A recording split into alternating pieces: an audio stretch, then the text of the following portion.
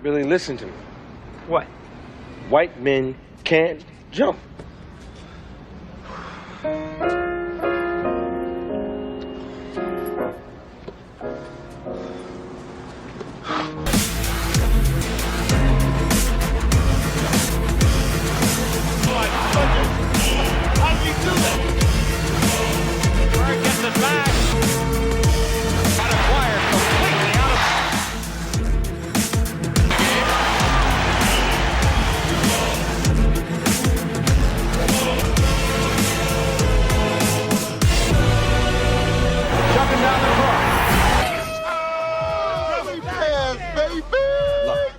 Pure luck.